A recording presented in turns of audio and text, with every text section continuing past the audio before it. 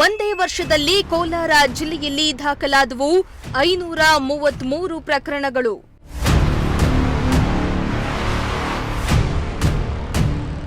ಜಪ್ತಿ ಮಾಡಿದ್ದ ಆಭರಣಗಳು, ನಗದು, ವಾಹನ, ಮೊಬೈಲ್ ಹಸ್ತಾಂತರ.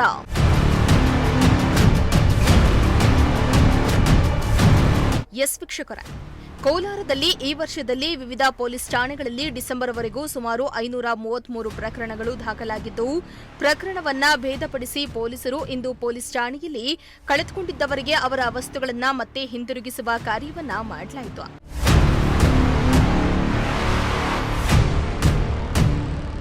ಜಿಲ್ಲೆಯ ವಿವಿಧೆಡೆಗಳಲ್ಲಿ ಹಲವು ದರೋಡೆ, ಕಳ್ಳತನ ಪ್ರಕರಣಗಳಲ್ಲಿ ಸುಮಾರು 533 ಪ್ರಕರಣಗಳು ದಾಖಲಾಗಿದ್ದು, ಈ ಎಲ್ಲ ಪ್ರಕರಣಗಳನ್ನು ಭೇದಿಸಿರುವ ಪೊಲೀಸರು ಆಭರಣಗಳು, ನಗದು, ವಾಹನ, ಮೊಬೈಲ್, ಶ್ರೀಗಂಧ ಸೇರಿದಂತೆ ವಿವಿಧ ಕಳವಾದ ವಸ್ತುಗಳ ಹಸ್ತಾಂತರವನ್ನ ಮಾಡಿದ್ರು.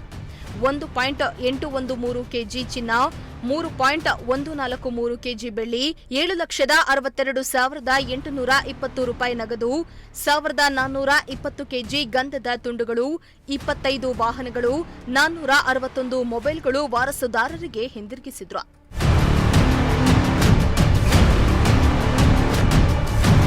ಇನ್ನು ಸ್ವತ್ತು ಕಳವು, ಸೈಬರ್ ಅಪರಾಧ, ಮಾದಕ ದ್ರವ್ಯ, ವಾಹನಗಳು ಸೇರಿದಂತೆ 9,75,75,891 ರೂಪಾಯಿ ಮೌಲ್ಯದ ವಸ್ತುಗಳು ವಶಕ್ಕೆ ಪಡೆಯಲಾಗಿತ್ತು.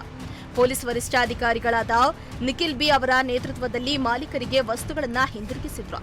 ನಂತರ ಮಾತನಾಡಿದ ಅವರು, ಇನ್ನು ಈ ಪ್ರಕರಣಗಳಿಗೆ ಸಂಬಂಧಿಸಿದಂತೆ ಪೊಲೀಸರ ವಿಶೇಷ ತಂಡ ರಚನೆ ಮಾಡಿ ದೇಶದ ವಿವಿಧ ರಾಜ್ಯಗಳಲ್ಲಿ ಅಡಗಿದ್ದ ಅಪರಾಧಿಗಳನ್ನ ಪತ್ತೆ ಹಚ್ಚಿ ಅಲ್ಲಿಂದ ಅಪರಾಧಿಗಳನ್ನ ಬಂಧಿಸಿ ವಸ್ತುಗಳನ್ನ ರಿಕವರಿ ಮಾಡಲಾಗಿದ್ದು, ವಾರಸುದಾರರಿಗೆ ಹಿಂದಿರುಗಿಸಲಾಗಿದೆ. ಸಾರ್ವಜನಿಕರು ಪೊಲೀಸರೆಂದ್ರೆ ಭಯವನ್ನ ಬಿಟ್ಟು ಮುಕ್ತವಾಗಿ ಸಹಕರಿಸಬೇಕು. ಮಾದಕ ವಸ್ತುಗಳ ಮಾರಾಟ ವಿಷಯ ತಿಳಿದ ಕೂಡಲೇ ಪೊಲೀಸರಿಗೆ ಮಾಹಿತಿ ನೀಡಿ.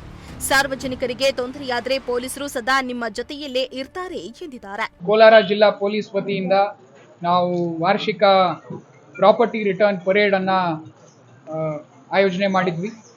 ಈ ಒಂದು ಪ್ರಾಪರ್ಟಿ ರಿಟರ್ನ್ ಪರೇಡ್ ಅಲ್ಲಿ ಸುಮಾರು 533 ಪ್ರಕರಣಗಳಲ್ಲಿ ನಾವೇನು ಮಾಲು ವಸ್ತುವನ್ನ ವಶಕ್ಕೆ ಪಡ್ಕೊಂಡಿದ್ವಿ ಅದನ್ನೆಲ್ಲನೂ ಆ ಮಾಲೀಕರಿಗೆ ಇವತ್ತು ಹಿಂತಿರುಗಿಸಿದ್ದೀವಿ.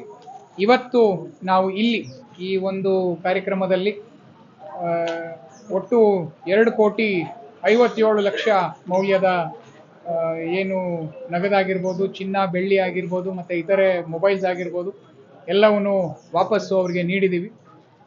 ಸುಮಾರು 462 ಮೊಬೈಲ್ ಆಗಿರ್ಬೋದು, ಮತ್ತು 461 ಮೊಬೈಲು, 1 kg 813 ಗ್ರಾಮ್ ಚಿನ್ನ, ಮತ್ತು 3 kg 143 ಗ್ರಾಮ್ ಬೆಳ್ಳಿ, ಮತ್ತು 7,62,820 ರೂಪಾಯಿ ನಗದು, ಆಮೇಲೆ ನಮ್ಮ 1,460 kg ಶ್ರೀಗಂಧ, ಆಮೇಲೆ 25 ವಾಹನಗಳು.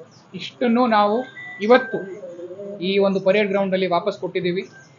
ಇದರ ಜೊತೆಗೆ ನಾವು ನಮ್ಮ ಇಡೀ ಕೋಲಾರ ಜಿಲ್ಲೆಯ ಒಂದು ವಿಮರ್ಶೆಯನ್ನ ಮಾಡಿದ್ರೆ, ನಮ್ಮ ಪೊಲೀಸಿನ ಕಾರ್ಯವೈಖರಿಯ ಬಗ್ಗೆ ವಿಮರ್ಶೆಯನ್ನ ಮಾಡಿದ್ರೆ, ಈ ವರ್ಷ ನಾವು ಇಲ್ಲಿ ಸುಮಾರು 2,57,00,000 ಇಲ್ಲಿ ನಾವು ಪ್ರಾಪರ್ಟಿಯನ್ನು ವಾಪಸ್ ಕೊಟ್ಟಿದ್ದೀವಿ. ಅದರ ಜೊತೆಗೆ 888 ಗ್ರಾಮು MDMA, ಹಾಗೆ 107.198 kg ಗಾಂಜಾ. ಇದು ಎಲ್ಲರ ಮೊತ್ತ ಬಂದ್ಬಿಟ್ಟು 1,42,10,00,000 ರೂಪಾಯಿ ಆಗಿರುತ್ತೆ.